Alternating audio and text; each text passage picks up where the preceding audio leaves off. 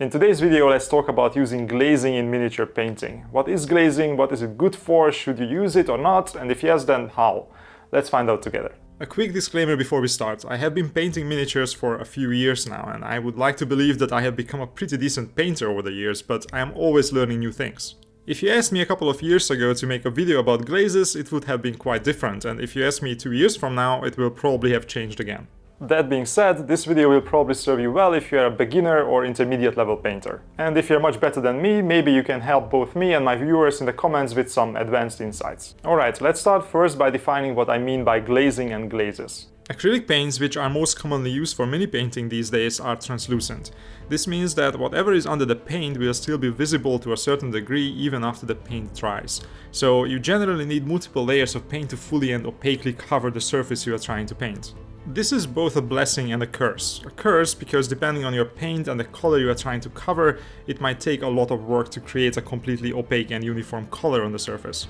And a blessing because by exploiting the transparency of the paint, we can create some really cool effects, like for example color transitions on our minis, which are absolutely essential if you want to paint anything beyond the absolute beginner level.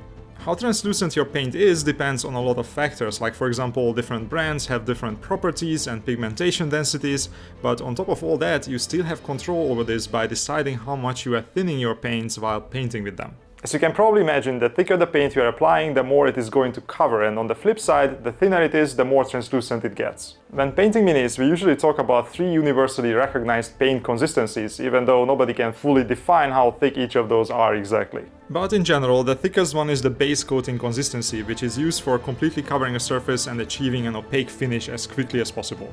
This is basically as close to painting right out of the pot as possible, with just enough water added to the paint to make it flow and not gunk up the details. The next one is what you would call layering consistency. This is more thinned with water and consequently it's more transparent. You can paint this over a base coat and you will definitely be able to see the color underneath, but then you add another layer and you end up with a more opaque finish, hence the name. And if you reduce the size of every subsequent layer and slowly switch to brighter and brighter colors, you can create a rough transition from dark to bright, or even from one color to the next on your minis. And now we get to glazes, which are the third and most diluted paint consistency we are usually working with in mini painting, and the subject of my little TED talk here. It is quite hard to define where layering consistency ends and glazes begin, and there is no such thing as a definite dilution or consistency that you can point your finger at and say that is a glaze, and all the other things are either layers on the thicker end or pure water on the thinner one. For our sanity's sake, let's just say that any paint that has more than 50% water in it can be used as a glaze, and any water that has at least 1% paint in it, you can also use as a glaze. And yes, that's quite a range we are talking about here, so when someone says that you should thin your paint down to a glaze, it's not exactly obvious what they mean. It's kinda like when your wife tells you to put a little salt in the food and you are like, can you define little? And there at least you have some units of measurement that you can use as a reference, even if they are somewhat questionable sometimes. Here the best you can do is come up with some percentage and say something like 30% paint and 70% water. God knows that's what I usually do in the guides I publish on my Patreon, which you should definitely check out. Or not, up to you. Now that we have more or less established what a glaze is, let's see what you can use it for when you are painting your favorite plastic soldiers. Actually, let me start by telling you what you shouldn't use them for first. Don't try to use glazes to paint all the highlights on your mini. It will take ages to do, and unless you are really good at it, it will look terrible, and most of all, it will make you hate miniature painting. When I discovered glazes early in my mini painting journey and saw what people can do with them, I immediately decided that this will revolutionize how I paint my minis, and I proceeded to try and glaze in all the highlights on Space Marine from a dark base coat. And it wasn't fun. It took me ages to get anywhere, and the end result, while not the worst, was far from what I imagined. I tried a couple more times after that, but mostly I just gave up on glazes for a while, thinking that it's something only pro painters use. Of course I was completely wrong, and glazes slowly crept back into my painting over the years, kinda organically as I needed what they can do. Without noticing, they became absolutely vital for what I do, and now I couldn't imagine not using them. And what they can do is essentially 2 things. 1, they can be used to smooth out transitions between 2 layers. And 2, they can modify the colors you already have on the mini by making them darker, lighter, or by adding a different tone. Let's look at the smoothing out bit first. In modern mini painting, we usually do volumetric highlights, essentially highlighting the model by exaggerating the lights and the shadows on it. This usually means brightening up the parts that are hit by the light, but keeping the shadows dark to create contrast. The problem you are going to run into while trying to do this is once again a property of acrylic paints. We already know that they are translucent, but on top of that they also dry really fast. Which is great since you don't have to wait long before you can apply another layer, but bad since it's harder to create transitions by blending the two colors on a surface like you can do with oil paints. This means that if you paint a brighter layer over a darker undercoat, the separation line between the two will be quite obvious and it will look ugly. So now we need to get rid of this somehow, and the easy way is layering. You can add multiple layers and then multiple layer lines will kinda blend together like a gradient. But this only gets you so far, since especially on larger surfaces it will be super obvious and simply not good enough. Here's where the glazes come in. Let's say you have a darker color and a lighter layer over that. Now you have two options. You can thin down your brighter layer color, let's say to 30% paint and 70% water, see what I did there, and drag it from the darker paint towards the brighter one, ending our brush stroke there.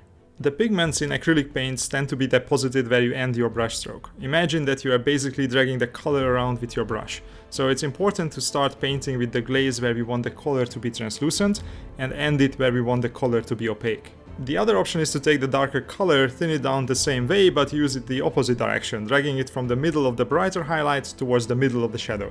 Both of these methods are viable and you can even go back and forth between them on the same surface, but in both cases you have to keep three very important things in mind. 1. In most cases you will need multiple layers to smooth out the transition, but you have to wait until the first layer fully dries before you can glaze in another. I can't stress this enough. If you don't wait long enough, you will peel off the previous layer and it will look absolutely terrible. Number 2. You have to reduce the size of every consecutive layer of glaze you do. Let's say you started glazing with your layer color and you start your first glaze from the middle of the shadow and end it in the middle of the highlight. When you do the second layer, start it a little closer to the highlight and the third even closer still. If you don't do this, the end result will not be a transition, it will just be a new separation line a little further into the shadows.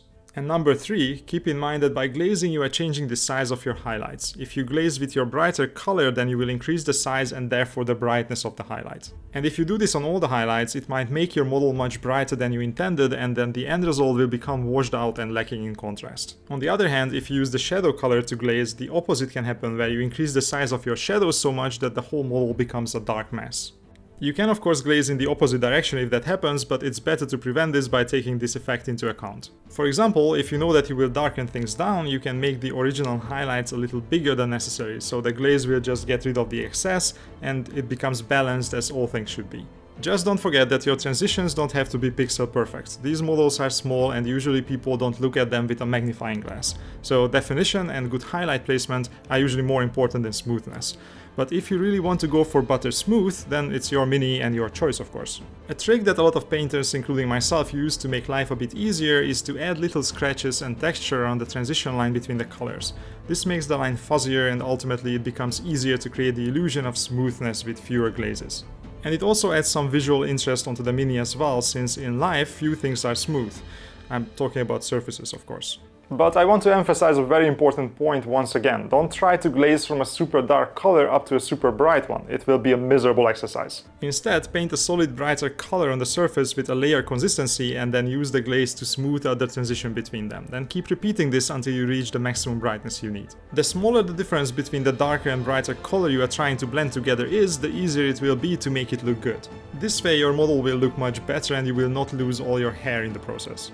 Alright, let's look at the second application of glazes, which is to modify the brightness or to add additional tones onto the mini. And to start with, let's look at the simple application of this when you just want to make things darker. If you are familiar with washes, you know that they are supposed to darken the shadow areas of the minis, but the problem is that they are not easy to control. They are pretty good at creating a kind of panel lining effect which helps defining the details, but they don't really create transitions that well, they just pool in the deepest regions. Glazes, on the other hand, are perfect when you want to retain control and make sure that you have a nice smooth transition leading to your shadows. And of course, technically you can do this with just some diluted black color and it will work, but that is not very exciting. But when you discover that you can use other colors as well, so not just black or a darker version of your midtones, then things do start to get really exciting. And yes, mini painting will make you a color nerd, and if you keep at it long enough, you too can be excited by painting a dark blue-green over a red. welcome to the club. Seriously though, glazing in dark sea blue shadows onto a red surface looks awesome, and it will deepen your shadows way more than just pure black wood. And a tiny bit of magenta glaze in the shadows of a skin tone might look super subtle and insignificant, but it can make the difference between a pale dead looking skin and one that actually looks alive. And that is exactly what is common in all of these examples. You need to apply these colors in a subtle way so that the added color is only modifying the original one, but it doesn't override it completely. Base coating and layering are not capable of doing that, so you need glazing. But you are also not limited to just using fancy colors for your shadows. You can also add additional tones inside the midtones as well, like for example a reddish brown color to make the otherwise quite desaturated horns more interesting. Or maybe a red reflection on a metal surface to integrate it better into its environment. You can also use it as a filter to glaze back some color which you lost during the highlighting process, like adding back a little orange on some bronze or gold non-metallic metal. Okay, now we know what glazes can be used for. The question is, how do you actually use them? And I use two very different methods to apply them, one with an airbrush and the other one with a brush. Let's look at the brush application first, since most people will be probably interested in that. You simply take the color you want to turn into a glaze and add it to your wet palette. Then you have to figure out how thin you actually need the glaze to be. As you get more experience with glazes, you will develop a feel for this, since it depends on the paint you are using and how subtle you want to be with it.